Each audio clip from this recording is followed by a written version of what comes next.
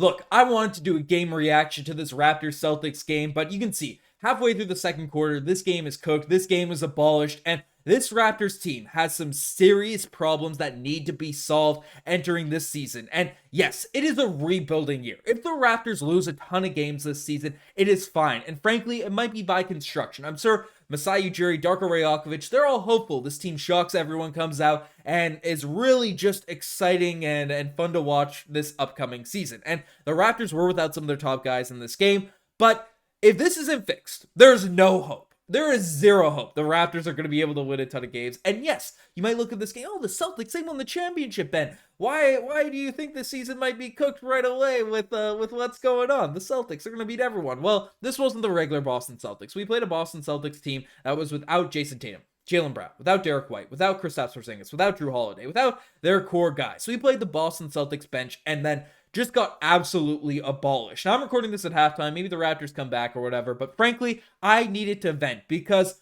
again, I am on board. I am on board with the fans in saying, whichever way this season goes, it's fine. You know, if we surprise a lot of people, heck yeah, I want to see the Raptors win every single game. Let's go. But if we do lose, we can capture the flag, we can get a top draft pick, and then this team is building something with the foundations to be really good for the future. But as of right now, in October, especially where we do have some guys, like we're not the Washington Wizards, we're not the Detroit, maybe the Detroit Pistons might be better, we're not the Portland Trail Blazers, we're not like a bottom 3 roster in the NBA entering this season. So I'm still hopeful this team is able to get some wins, but if there's just one problem that was my serious concern entering this season, if this isn't fixed, we're cooked. We don't have much hope. Things are going to be an absolute mess for this team for this upcoming season. And frankly, I said it before, I said it coming into the season, but it is the depth of this Raptors team because, again, IQ, RJ Barrett, Jakob Poeltl, Scottie Barnes, that's a top 4 that is really good. That's a pretty solid top 4 in the NBA. Whatever 5th starter you have, whether it's Gradey Dick, Bruce Brown,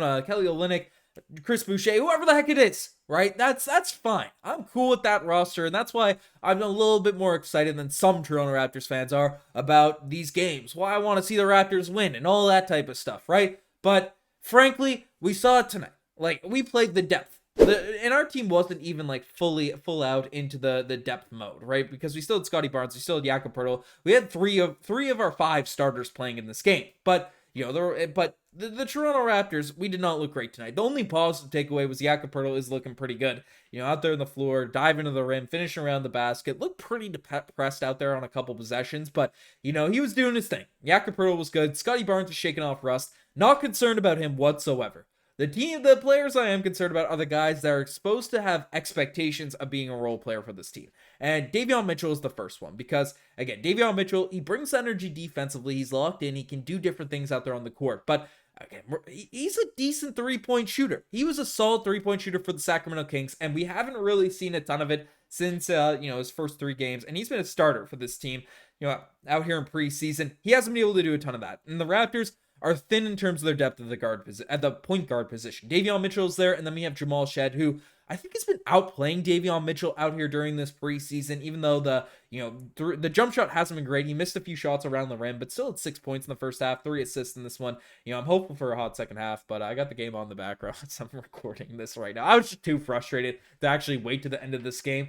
But again, the point guard depth behind Immanuel Quickley, there's question marks. Jamal Shead, I said it from the jump, he is a diamond in the rough. He is a hidden gem for the Toronto Raptors, but in the same way Fred VanVleet didn't play much his first season, had some things he had to figure out, to really get to the NBA level, Jamal Shead's in the same boat. Again, he might get a lot more run because the Raptors are a lot worse than the year we had Fred VanVleet, 2016, I think. 2016, 2017 was the first year of Fred VanVleet, right? This team is worse, so maybe Shead will get more actual NBA reps. But he needs to fix the jump shot. He needs to get the jump shot at least at that NBA point guard caliber level. Not elite, but just good enough to, really be out there getting minutes for this Raptors team if we're trying to compete. Because, again, he does everything else super, super well, especially for a rookie. Just getting the jump shot's going to be key. But not concerned long term. But again, the short term this season, point guard depth is a mess.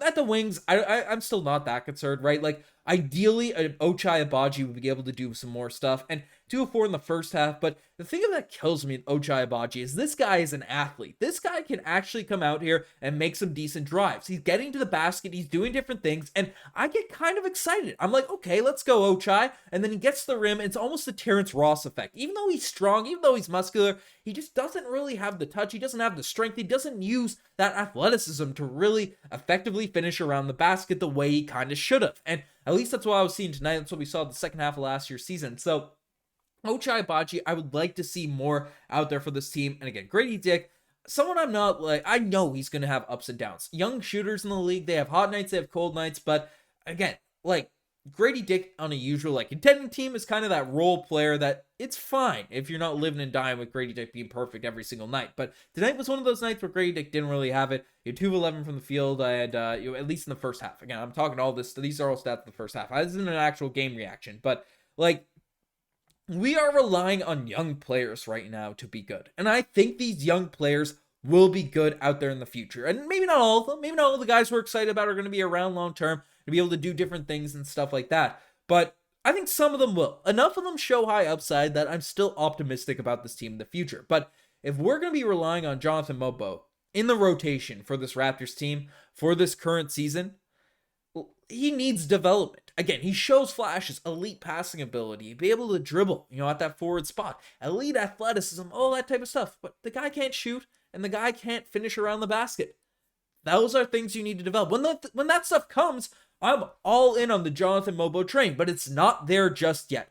So if we're going to expect to win, and these guys don't take immediate leaps or mid-season jumps, or, because Gradey Dick improved over the course of last season. The start of last year looked abolished, looked pretty cooked. And then come March, come April, he was looking really nice out there on the basketball court. And it looked miles ahead of where he was this time last year. So, again, it's a process. It is what it is. I'm not that stressed, but if the Raptors want to surprise a ton of people, I know there's a diverse set of opinions on how good this Raptors team is going to be. And I want desperately, I'm the guy that's pegged this team as like a top 4 seed when we were supposed to be cooked. We had to be good. Like, every inch of my fiber wants something to latch onto to convince myself this team can be good. This team can compete.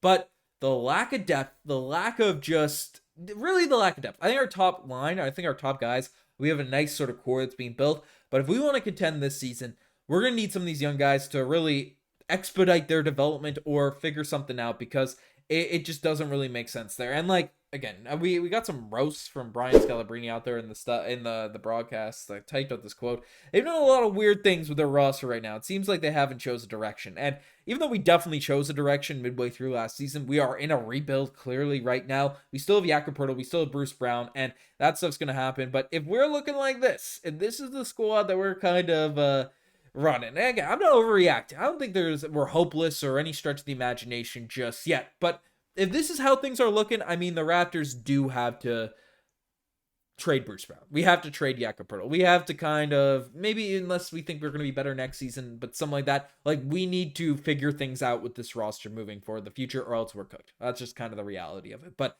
let me know what you guys think about all this in the comment section down below. This wasn't even a game reaction. It's more so just a rant, because I'm seeing a lot of different opinions. I've seen a lot of people saying I'm negative, and this is... If people can find positives from this game, man, let me know. Let me know.